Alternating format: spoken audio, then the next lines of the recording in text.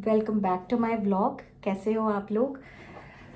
I hope कि आपने मेरा चैनल सब्सक्राइब किया होगा, शेयर किया होगा, लाइक किया होगा। अगर नहीं किया है तो कर दो, because I come here to connect with you all. मेरे जैसे बहुत सारे औरतें हैं, बहुत सारी लड़कियां होंगी जो अपने 30s में होंगी। मैं भी अभी 31 की हूँ, तो अभी बहुत सारे होंगे जिनकी अभी ऑब्वियसली शादियां भी नहीं होंगी, हुई होंगी। एंड आप अपने करियर में एक ऐसे हाइट पे होगे कि आप नहीं सोच रहे होगे कि अभी शादी वादी नहीं, अभी हम और जो हम अचीव करना चाहते हैं वो कर लें। एंड ऐसे बहुत सारे लोग होंगे जो मेरा ये वीडियो देख रहे होंगे, या हो सकता है आगे आने वाले टाइम में देखेंगे। तो मेरा नाम संयुक्ता है और मैं एक टेक्सटाइल डिज़ाइनर हूँ। और मैं NIFT से हूँ, तो डिज़ाइनिंग का शौक़ था मुझे एंड मेरा करियर भी इसी में है। And this is my office जहाँ पे I take my online and offline classes across India. तो I love to teach actually. So yes, ये मेरी प्रोफेशनल लाइफ मेरी बहुत बहुत बिजी है। तो थोड़ा सा टाइम निकालती हूँ मैं, ताकि मैं खुद के लिए भी जो मैं चाहती हूँ वो कर पाऊँ। और मुझे ऐसा लगता है कि हम सबको वो ज़रूर करना चाहिए जो हम चाहते हैं। और ऐसे बहुत सारे लोग हैं जो जिनके ऊपर बहुत तरीके के, लड़कियां खास करके, उनके ऊपर बहुत प्रेशर होगा अगर आपकी एज अबव 30 जा रही है, 32 हो रहे हो आप। आपके फैमिली की तरफ से, आपके सोसाइटी के तरफ से शादी कर लो, शादी कर लो, तुम्हारे एज में तो लोगों के बच्चे हैं। तो बहुत सी चीज़ें हो रही हैं, मेरे ही फैमिली में हो रही है। मैंने कुछ लोगों को देखा है स्ट्रगल करते हुए। मैं आपसे एक बात कहना चाहती हूँ कि जो हमारे पापा मम्मी हैं वो कभी हमारे बारे में बुरा नहीं सोचते। वो हमारा हमेशा आगे का सोचते हैं, क्योंकि उन्होंने दुनिया देखी है, उनके एक्सपीरियंसेस बहुत हैं। और उसके बिहाफ पे वो सोचते हैं कि नहीं, इस समय ऐसा हो जाना चाहिए, उस समय वो हो जाना चाहिए। और फिर वो बच्चों को अपने कहते हैं कि आप ये कर लो, आप वो कर लो। बट क्या है ना कि दुनिया चेंज हो रही है, जनरेशन्स चेंज हो रही हैं, थॉट प्रोसेस चेंज हो रही हैं, डिफ़िकल्टीज़ भी अलग हैं। अभी अपॉर्चुनिटीज़ भी ऐसी हैं जो एक लड़का हो या लड़की हो, दोनों ग्रैब करना चाहते हैं। एंड सबकी लाइफ थोड़ी अलग है। अगर हम सबको एक तराजू में तोलने लगे तो फिर वो ऐसा नहीं है। हम फैक्ट की अगर बात करें तो जो बिहार की फैमिली है वो अलग है, जो दिल्ली की फैमिली है, जो थोड़े मॉडर्न ज़्यादा हैं, वो उनकी फैमिली अलग है, उनकी सोच अलग है। तो ये नहीं कहूँगी मैं कि वहाँ के जो थॉट्स हैं, वहाँ के जो लोग हैं, उनकी विचारधारा है वो गलत है और यहाँ वाली सही है। ऐसा बिल्कुल भी नहीं है। सबके अपने अपने लाइफ के एक्सपीरियंसेस होते हैं, उनके भी अपने रहे हैं, आपके भी अपने होंगे। तो फिर सही एज क्या है? अगर मैं शादी की बात करूँ तो सही एज क्या है? सब कहते हैं कि 24 25 में अगर आप मैरिड हो जाती है शादी, तो you get easily adjusted to certain things. तो कुछ हद तक सही है। बट मैं एक सवाल यहाँ पूछना चाहूँगी। मैंने अपने ही फैमिली में और ऐसे बहुत सारे लोगों को देखा है जो कि अपने 60s में हैं, 70s में हैं, but they are not happy with their marriage. They are not happy. Somewhere the wife is not happy and somewhere the husband is not happy. बस वो निभा रहे हैं क्योंकि उनको निभाना है बच्चों के लिए, क्योंकि उनको आगे का फ्यूचर नहीं पता है कि क्या होगा, कैसे होगा, वो अकेले कैसे सरवाइव करेंगे। तो मैं बस इतना पूछना चाहूँगी कि क्या आप खुश हो? तो अगर आप खुश नहीं हो तो फिर आप अपने बच्चों को क्यों फोर्स कर रहे हो कोई भी चीज़ करने के लिए? उनको उनके हिसाब से करने दो, वो बड़े हो गए हैं। एंड क्यों सोसाइटी का हर चीज़ का प्रेशर आपको उनके ऊपर देना है? हो सकता है कि मेरी बातें आपको बुरी लग रही हों, बट मुझे लगता है कि सबसे मेन फैक्टर है आज के टाइम में एजुकेशन और करियर। चाहे वो एक लड़का हो या फिर एक लड़की हो। करियर सबका होना चाहिए, एजुकेटेड हर किसी को होना चाहिए, अपने पैरों पे खड़ा हर किसी को होना चाहिए। अगर आप अपने पैरों पे खड़े होते या खड़े हो तो फिर आपके साथ कुछ गलत नहीं हो सकता। हमारे लिए या किसी के लिए गलत क्या हो सकता है?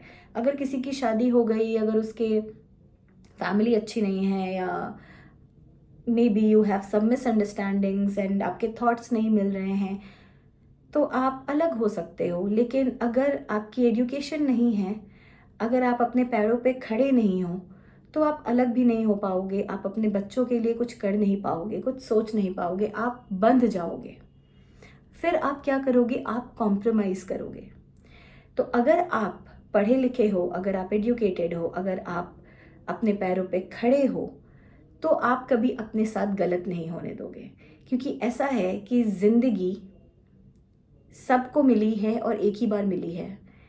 आपको नहीं पता है कि आप अगला जन्म लेने वाले हो या अगले 7 जन्मों के लिए साथ होगे, आपको कुछ नहीं पता है। जो है यही है और यही रहना है और यहीं पे हमें करना है, कर्म भूमि भी यही है। तो या तो उसको रो करके, कंप्लेंट्स करके, एक दूसरे को नीचा दिखा करके, गुस्सा करके अपनी ज़िंदगी काट लो, या फिर अपने लिए जी लो, हंस के, खेल के, अपने बच्चों के लिए, अपने लिए अपनी ज़िंदगी अच्छी बना लो। ये तो आपके हाथ में है। तो मुझे कहना है कि अगर आपकी बेटियां हैं तो प्लीज़ आप ये मत सोचो कि अरे इसको तो बस निपटाना है, इसकी तो बस शादी हो जाए, ये चली जाए, पढ़ा लिया इसको जितना पढ़ाना था, तो फिर तो आपको उसको जन्म ही नहीं देना चाहिए था। क्योंकि कोई फ़ायदा नहीं है। आपने कोई जानवर नहीं पाला। आजकल तो हम जानवर भी पालते हैं तो हम उसकी देखभाल करते हैं, फिर तो वो आपकी बेटी है, आपका खून है। तो मुझे आप लोगों को बस यही कहना है, आप सब में जो भी उस एज ग्रुप में है, 40s 50s, जिनकी बेटियां हैं, मैं ऐसे बहुत सारे स्टूडेंट्स से मिली हूँ जिनके पेरेंट्स उनको पढ़ाना नहीं चाह रहे थे, but for the sake of it बस वो कर रहे हैं क्योंकि उनको करना है। ऐसे ऐसे फ़ायदा नहीं है। और आपकी अगर बेटियां पढ़ेंगी, बेटियां आगे बढ़ेंगी, तो कुल आगे बढ़ेगा। आप इस चीज़ को कब समझोगे? और आप इस चीज़ को समझो,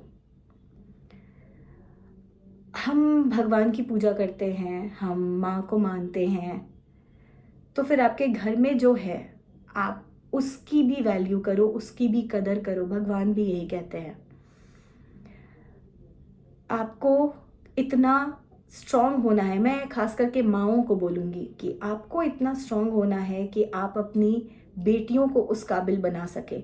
उसको इतना पढ़ाओ, इतना लिखाओ, इस काबिल बनाओ कि ज़िंदगी में उसको कोई भी परेशानी आ जाए, कुछ भी हो जाए, वो अकेले हैंडल कर पाए उस चीज़ को, और वो कर लेगी।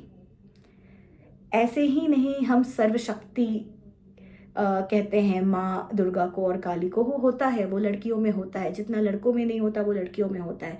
वो सब कर सकती हैं और वो कर लेती हैं। तो बस आपको जो सींचना है उसको 10 साल, 15 साल, 20 साल, आप उसको इतना सींच लो कि वो अपने लिए खड़ी हो सके, अपने लिए आगे बढ़ सके। मैं हर उस माँ से कहना चाहती हूँ कि आप अपनी बेटियों को ज़रूर सपोर्ट करो, क्योंकि ये जो जनरेशन है, ये जो लोग अत्याचार करते हैं या जो लोग लड़कियों को कम समझते हैं, वो एक्चुअली में कम नहीं समझते, वो डरते हैं। वो डरते हैं कि अगर ये हमसे आगे निकल गई, अगर ये चीज़ कर लेगी, तो फिर हमें कौन पूछेगा? तो ये डर है। इस डर को आप अपनी ताकत बनाइए और लड़कियों को, बच्चों को पढ़ने दें, उनको पढ़ाएं, उनको आगे बढ़ाएं। अगर आप नहीं करोगे एज अ पेरेंट, आप नहीं उनके लिए खड़े होगे, तो फिर एक दिन अंत हो जाएगा, हर चीज़ का अंत हो जाएगा। ये जो दुनिया चल रही है, जो सृष्टि चल रही है, औरतों से, माँओं से सबसे पहले चल रही है। मैं ये बिल्कुल नहीं कह रही कि पुरुषों का या फिर मेल्स का कोई महत्व नहीं है, बिल्कुल है, हर चीज़ में है। बट यहाँ पे उनके साथ वो नहीं होता जो आज इंडिया के बहुत सारे गाँवों में या बहुत सारे शहरों में जो कम पढ़े लिखे लोग हैं वो अपने बच्चियों के साथ करते हैं। बहुत गलत व्यवहार होता है। कुछ बच्चियों को जन्म होने के पहले ही ख़त्म कर देते हैं। मेरे हिसाब से फिर आप भगवान की पूजा करना भी छोड़ दो, क्योंकि भगवान में तो पुरुष भी हैं, माताएं भी हैं, माएँ भी हैं, हर कोई है। तो फिर ये दोगलापन क्यों है? आप इस पे ज़रूर सोचिएगा और सब्सक्राइब कीजिए, शेयर कीजिए और लाइक कीजिए। मैं अपने विचारों के साथ हमेशा आते रहूँगी। Thank you.